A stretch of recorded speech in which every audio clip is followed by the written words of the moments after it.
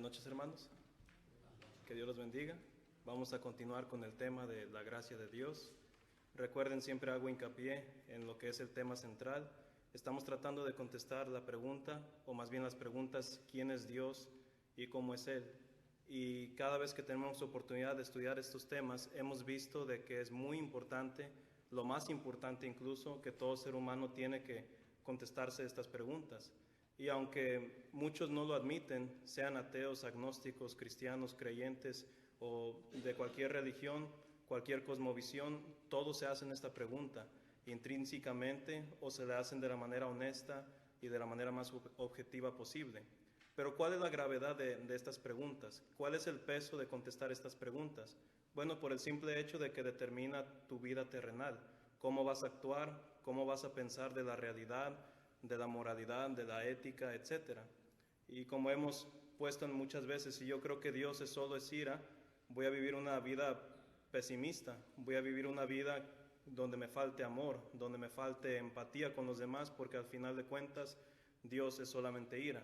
Si yo creo que Dios no tiene nada de justicia y que es solamente cariño, voy a pensar que puedo vivir mi vida de cualquier manera posible, de que en verdad no existe un estándar donde nos deja Dios en cómo debemos de actuar, pensar, etc. Es por eso que es muy importante determinar quién es Dios y cómo es Él. Dios es incomprensible, nadie sabe perfectamente cómo es Él. Sin embargo, Dios mismo nos dice que es incomprensible, pero cada vez ha dejado en la naturaleza, en la racionalidad humana, porque somos creados a imagen de Dios y por lo tanto tenemos un concepto de cómo es lo divino, como describe Pablo en Hechos 17. Podemos saber quién es Dios a través de esos medios, la naturaleza, la intuición humana, pero sobre todo el guía más confiable, las Sagradas Escrituras. Aquí es donde tenemos, desde Génesis hasta Apocalipsis, la mejor manera de conocer a Dios y así vivir una vida conforme a como Dios le guste y conforme el cumplimiento del propósito del ser humano.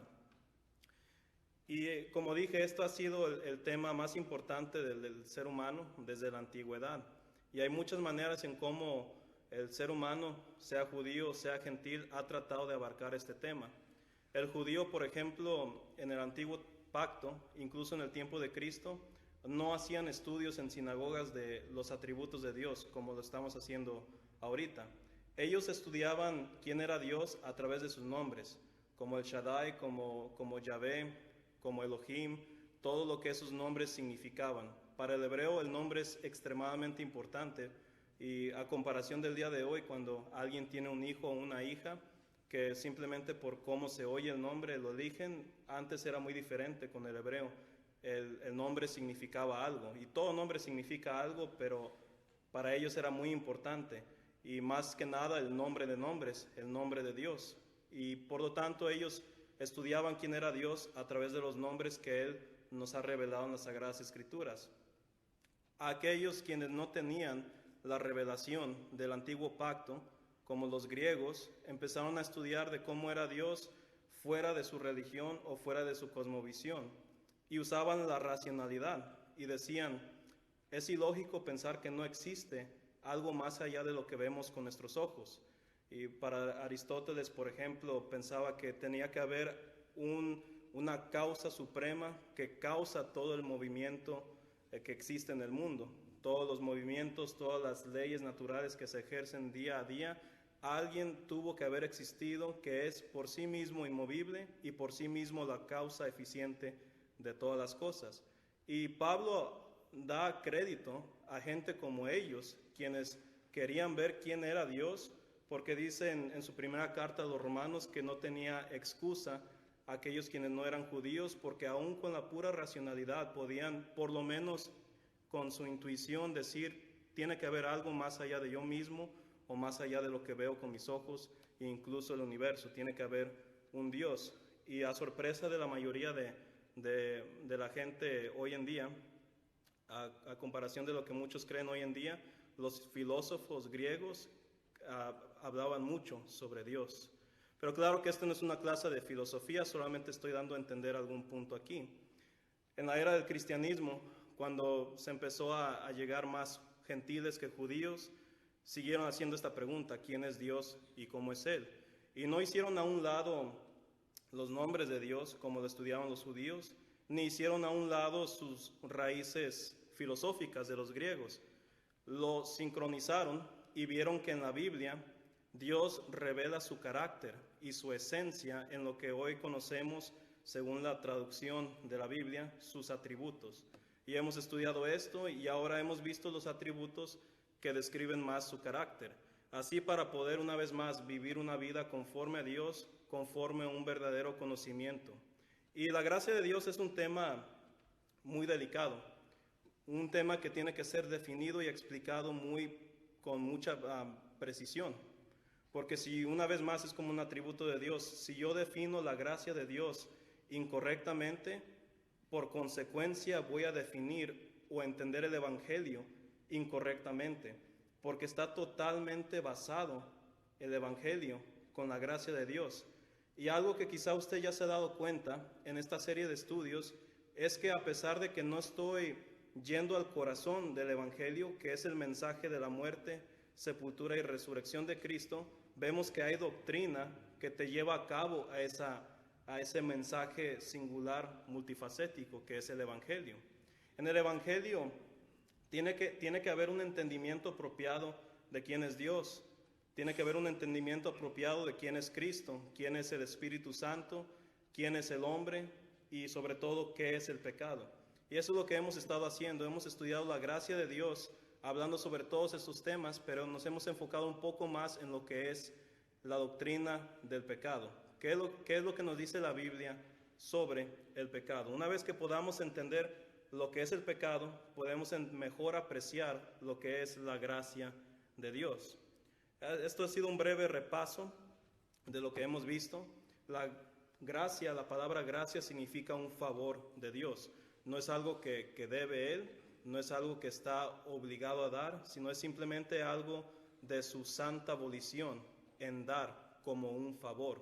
No en el favor en el sentido cotidiano que nosotros hacemos, como dar, quizá hasta ciertos aspectos sí hay similaridades, como hacemos un favor de dar al vecino sal o azúcar, pero esto es mucho más grande que esto, porque lo que entendemos con la gracia de Dios primeramente es que Dios no tiene que dar gracia, no está obligado a dar gracia, no está obligado a salvar al pecador, como veremos próximamente en este estudio.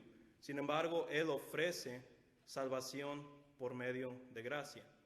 Y como estaba diciendo hace un rato, cómo determino o cómo defino la gracia de Dios va a definir mi vida cristiana. No solo mi vida cotidiana, la vida cristiana también. Si yo creo que la salvación es algo que Dios estaba forzado a darme, voy a tener mucho orgullo sobre mi salvación y voy a tener un mal concepto de lo que es el Evangelio. Voy a pensar, pues Dios me creó y Dios me debe, me tiene que dar salvación, no tenía opción. Y eso sería incorrecto, sería definir la gracia de Dios como algo que no es un favor.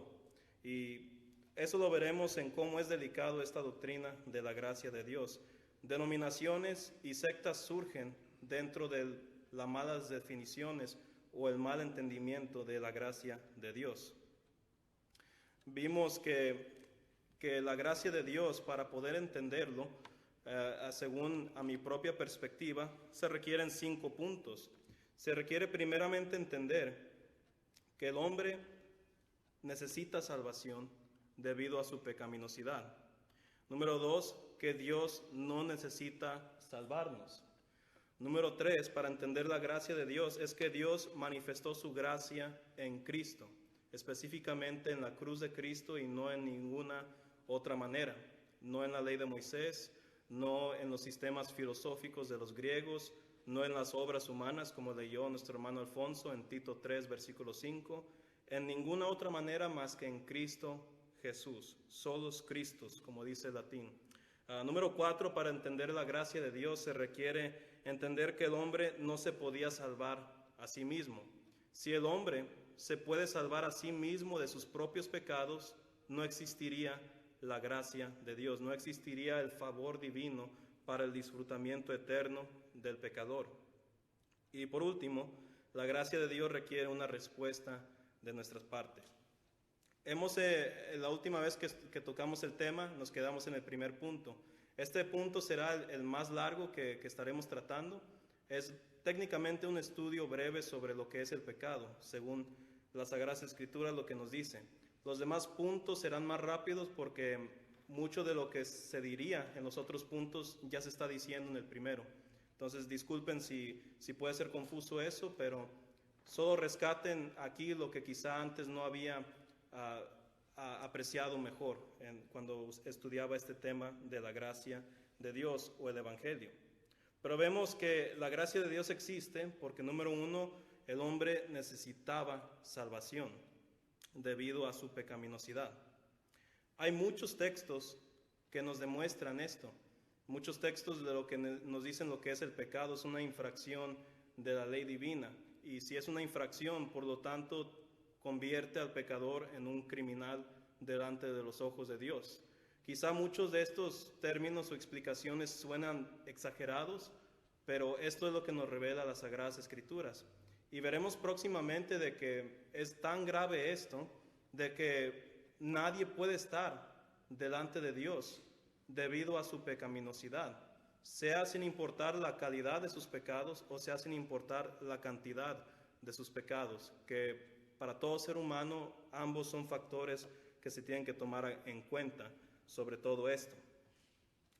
Hemos visto que el apóstol Pablo en Romanos capítulo 3, en su totalidad, con confirmación de David el profeta, dice que todo ser humano ha pecado y que por lo tanto todo ser humano necesita salvación. ¿Qué es lo que sucede cuando pecamos? ¿Qué es la razón del por qué Dios le desagrada tanto el pecado o aquel que persiste en su pecado? Bueno, ante los ojos de Dios, ¿qué es lo más importante entender? Si Dios me declara en la Biblia lo que es el pecado, Él es el único que tiene el derecho de decirnos lo que el pecado es. No sobre mi propia percepción de lo que un pecado puede ser o mi propio entendimiento, sino lo que dice la Biblia. ¿Y qué es lo que dice la Biblia conforme a cómo ve a Dios a aquel quien no se arrepiente y que persiste en su terquedad pecaminosa? Nos dice lo siguiente. Ya expliqué lo primero en 1 Juan 3:4, que cuando uno peca, quebranta la ley de Dios y por lo tanto esto nos hace un criminal delante de los ojos de Dios. Antes de continuar, les voy a decir que este estudio es uno de esos estudios donde iré punto a punto, donde leeré el punto y luego vamos a ver lo que la Biblia dice para confirmar lo que se está diciendo en cada subpunto de este estudio. Entonces será uno de esos estudios donde estaremos abriendo mucho la Biblia. Pero les invito a que abran a Romanos 6, versículos 18 al 20. Será un estudio muy técnico, como dije, a Romanos 6, versículos 18 al 20. Y esto es solo para apreciar la grandeza de la gracia de Dios. Si no entiendo lo que el pecado es, si no entiendo de sus efectos destructivos en mi vida, no solamente espiritual, sino física, no voy a entender el favor divino de nuestro Creador. Romanos 6, versículos 18 al 20, nos dice que Dios aborrece el pecado porque convierte al ser humano en un esclavo al pecado. Romanos 6, versículos 18 al 20, nos dice la siguiente manera el apóstol Pablo. Dice, y libertados del pecado, vinisteis a ser siervos de la justicia. Hablo como humano, por vuestra humana debilidad, que así como para iniquidad presentasteis vuestros miembros para servir a la inmundicia, la iniquidad, así ahora para santificación, presentad vuestros miembros para servir a la justicia. Porque cuando erais esclavos del pecado, erais libres acerca de la justicia. Pero ¿qué fruto teníais de aquellas cosas de las cuales ahora os avergonzáis? Porque el fin de ellas es muerte. Esto es lo que nos dice Romanos 6, versículos 18, y le agregué hasta el 21. Te hace un esclavo, el pecado, es la infracción de la ley, pero te hace sujeto a las cadenas de Satanás. Un esclavo no tiene opción cuando está bajo yugo. recuerde cualquier momento de la historia. Si usted conoce historia del primer siglo, que sabemos que la esclavitud es una de las instituciones más antiguas del mundo, vemos que cuando alguien era esclavo, no podía salir de tal institución, al menos que, como se ve en la ley de Moisés incluso, al menos que fuera redimido, o como es la palabra antigua, comprada su libertad. Pero mientras no fuera redimido tal esclavo, no podía salir de tal yugo. Bueno, Pablo utiliza ese lenguaje para describir el estado pecaminoso de aquel antes de ser cristiano, o libertado o redimido por Cristo Jesús. Está totalmente sujeto a lo que es las cadenas del pecado. Y no solamente hablo en términos metafóricos o espirituales, sino físicos también. Ustedes han conversado o han tratado de evangelizar a alguien quien simplemente no quiere considerar el cristianismo, que no quiere considerar las Sagradas Escrituras, que no se quiere arrepentir. Hermanos, es una mente esclavizada al pecado. Estos son los efectos del pecado y no es una hipérbole lo que estoy diciendo. Según Corintios 4:4 nos dice el apóstol Pablo una vez más que Satanás, el Dios de este mundo, enciega el entendimiento de las personas. Es una total esclavitud, y esto se va a oír feo, pero es una total esclavitud mental de ignorancia, donde lo único que tal persona puede ver es sus propias cadenas o su propio encarcelamiento, de lo que no puede ver la libertad, no puede ver otra cosa más que sus propias cadenas, sus propios pecados. El pecado esclaviza al hombre y Dios creó al hombre para ser libre en su gracia. El pecado es desagradable ante Dios porque hace que una persona se contamine espiritualmente y una vez más físicamente también. Si me acompañan a Isaías 1, versículo 16. Isaías 1, versículo 16. Fíjense cómo Dios describe al pueblo israelita o el pueblo hebreo cuando estaba realmente estancado en la pecaminosidad de aquel entonces. Estamos hablando de un periodo de tiempo de Israel muy oscuro, muy feo, en donde su moralidad y ética estaba aún peor que los pueblos vecinos de ese entonces. No tenían misericordia con las viudas, no tenían misericordia con los pobres, querían alianzas con pueblos vecinos paganos en vez de confiar totalmente en Dios. Estaban bien mal, bien contaminados, como dice Dios aquí. A Isaías 1:16 dice lo siguiente: lavaos y limpiaos, quitad la iniquidad de vuestras obras de delante de mis ojos, dejad de hacer lo malo. Había una necesidad de ser limpiados o de ser lavados, como dice aquí las Escrituras, porque es una contaminación lo que hace el pecado en el hombre. Es una suciedad que no se puede quitar con cualquier detergente o con cualquier jabón. Es una suciedad extrema en donde esclaviza, en donde hace que aquella persona sea un criminal, un delincuente delante de Dios, y que no solo eso, sino que sea contaminado enteramente y sucio delante de los ojos santos de nuestro Dios. Tito 1:15 dice exactamente lo mismo, pero para continuar con el punto, nos dice también la Biblia que Dios aborrece el pecado y sus efectos en el hombre, porque el pecado ciega al hombre de la verdad de Dios. Apocalipsis 3, versículo 17, ya lo mencioné un poco cuando hice referencia a 2 Corintios 4:4, pero solo para continuar con los puntos. Apocalipsis 3:17, conocemos muy bien el texto, es uno de los versículos que yo he visto que más se citan en la iglesia de Cristo. Y aquí es porque Cristo demuestra su ira en contra de una congregación que había dejado que el pecado volviera a sus vidas, no solo de manera individual, sino congregacional, porque eso es lo que hace el pecado: contamina al individuo como también a aquellos quienes rodean a tal persona. Apocalipsis 3:17, fíjense cómo utiliza Cristo aquí la descripción del pecador.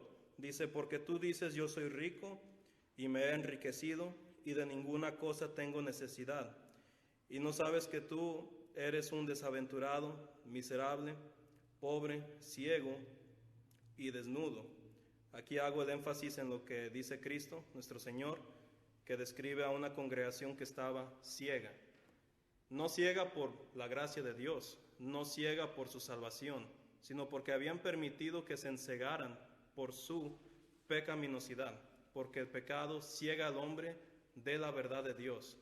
Ciega tanto al hombre que, y esto aún le pasa al cristiano que se deja contaminar continuamente del pecado en su propia vida, porque sabemos muy bien que la Biblia deja muy en claro esto, y también como lo vemos día tras día, que el cristiano puede obedecer el Evangelio, pero sin embargo volver al pecado y volver a estancarse en el mismo patrón de su vida antes de Cristo. Y los efectos siguen siendo los mismos.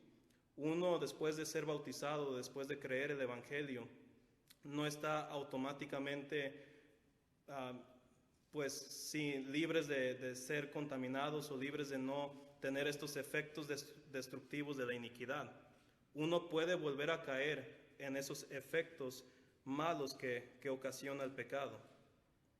Y esto, el último punto aquí en este slide, es uno que es muy importante en entender y es el menos agradable, francamente.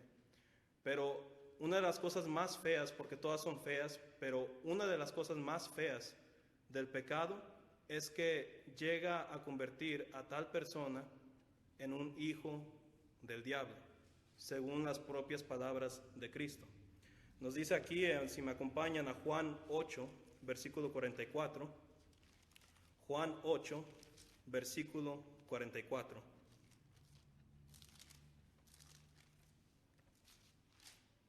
En la Biblia el término hijo se usa muchísimo, especialmente con Cristo, pero el término hijo no solamente se refiere a algo físico, de que yo soy hijo de mi padre físico, sino se utiliza mucho en su literatura hebrea en el sentido de que puede describir a alguien como hijo de ira, alguien quien repite la ira, o alguien quien actúa de tal manera, hijo de paz, como dice Cristo en Lucas 10, vayan con aquellos que son hijos de paz y quien los reciban en sus casas con alimento.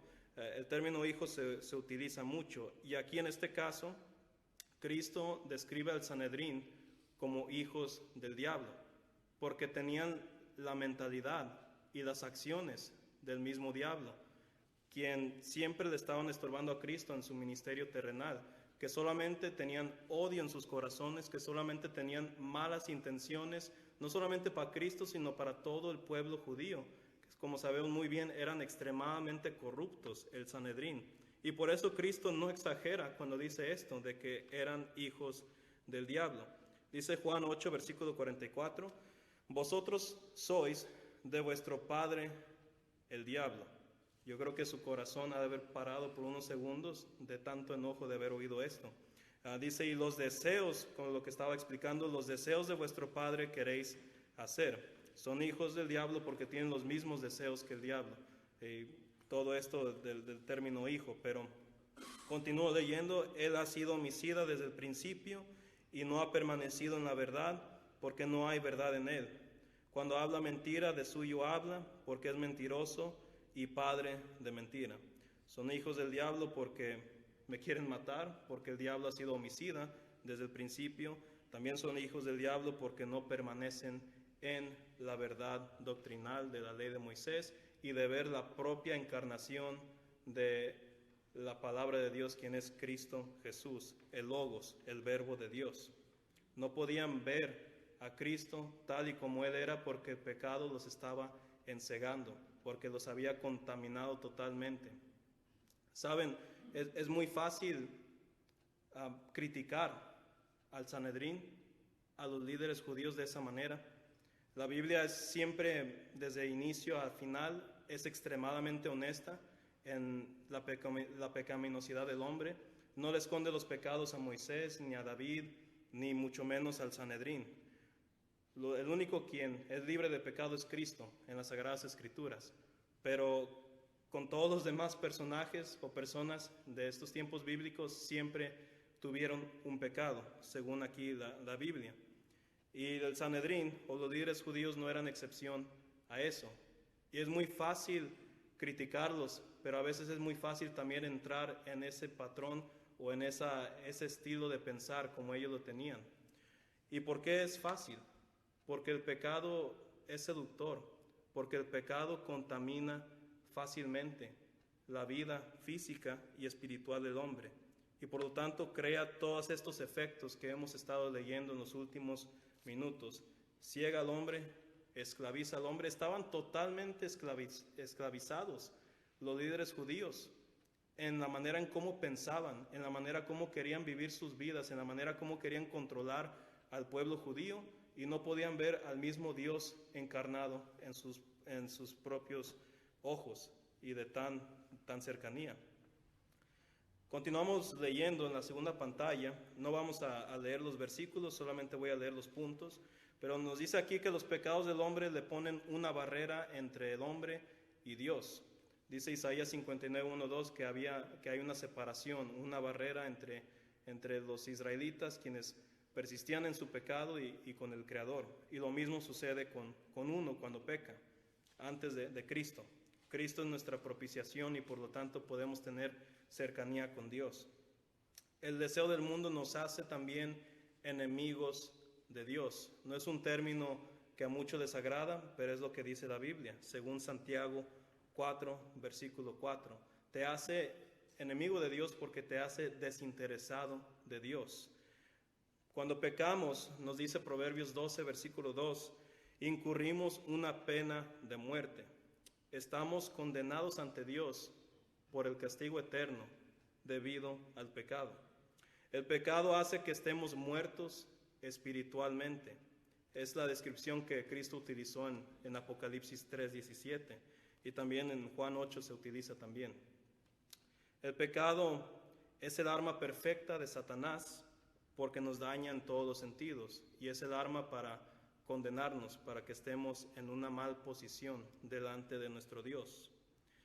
Y cuando el pecador insiste en permanecer en su pecaminosidad, sin arrepentirse, sin cambiar su estilo de vida, queda en una posición extremadamente desagradable delante de Dios. Y esto, hermanos, estos 11 puntos que hemos visto, solamente son una cantidad de lo demás que dice la Biblia sobre los inmensos efectos del pecado. Pero si podemos resumirlo y llegar a una conclusión en cómo yo, como todo ser humano que hemos pecado, qué es lo que merezco por consecuencia de ser pecador delante de Dios. Nos dice la Biblia que merecemos 4 cosas. 1, merecemos morir por el castigo por el pecado. Romanos 6:23. Merecemos llevar la ira de Dios contra el pecado. Esto nos dice Romanos 2, versículo 8. Merecemos estar separados de Dios debido a nuestros pecados. Y merecemos también estar en cautiverio o esclavitud en el pecado y en el reino de Satanás, que está destinado para la condenación eterna, el infierno. Esto, si lo resumimos todo lo que dice la Biblia sobre el pecado, a esto nos lleva, a estos 4 puntos: que merecemos morir, llevar la ira de Dios, ser separados de Dios y estar en cautiverio eterno y condenación eterna también. Y esto entra a la grandeza de la gracia de Dios. Estas 4 consecuencias son solucionadas por Dios en su gracia, manifestada en Cristo Jesús. La solución de que merecemos morir por nuestros pecados lo soluciona Cristo en la gracia de Dios, porque Él sacrificó su vida por nosotros. Para pagar la penalidad de muerte que merecíamos por nuestras iniquidades, Cristo murió como un sacrificio sustitutorio por nosotros. Para librarnos de esa ira de Dios, Cristo dispuso de su cuerpo para hacer propiciación por nosotros, para que nosotros no enfrentemos la ira de Dios, porque no sobreviviremos ante la ira santa y justa de Dios.